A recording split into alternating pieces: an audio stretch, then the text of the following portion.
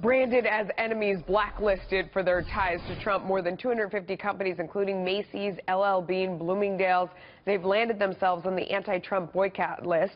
It's causing a lot of confusion, though, for consumers. Here now is Bruce Turkel, Turkel Brands CEO. There are 250 brands.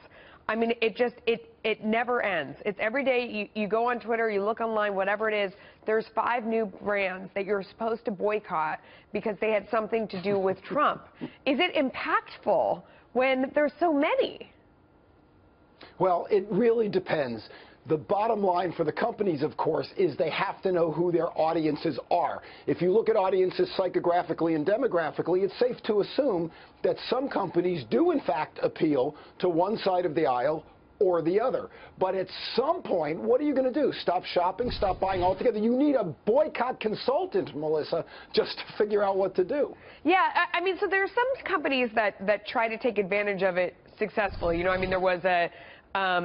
Uber dropped their surge pricing at the airport when there was a taxi strike, and that was seen as hostile because it's like these guys are out on strike, and instead you lower your prices so you steal more of the business and make it easier for consumers to come over. Then people were mad at Uber for doing that, so they were saying delete your account and go to Lyft. So Lyft was trying to capitalize on that, and they gave money to the ACLU. I mean, it seems like they should all just focus on driving their cars. Well, that one, I think, actually will be studied. That was really a business school case because Uber stuck their foot in it, whether they meant to or not. They made that big mistake. Plus, don't forget, Travis Kalanick, the CEO, was on Trump's economic committee. But Lyft was brilliant. They instantly said, we will give $1 million to the ACLU. So they put their flag in the sand.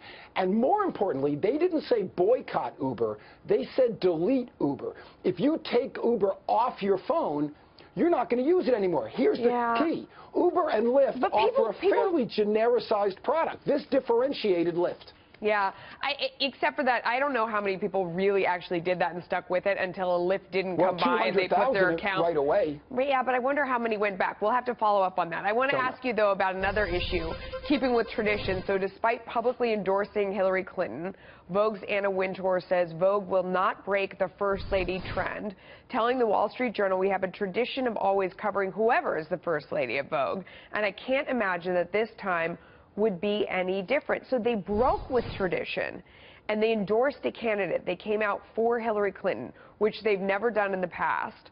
And now they're saying, well, I guess we're going to have Melania on the cover. She happens to be very stylish and she's a model, and which is supposed to be their brand. This is all dicey territory for them. What do you think, Bruce? I think, again, there's 2 ways of looking at it. The one way, they are the Bible of fashion. They always put on a first lady, and Melania Trump is beautiful.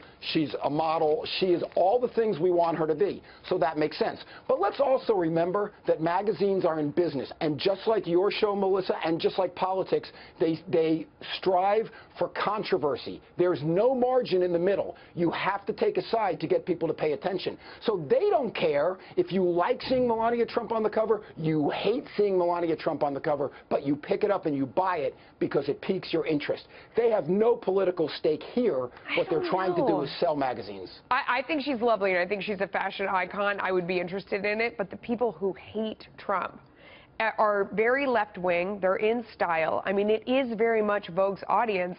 They hate Melania, too.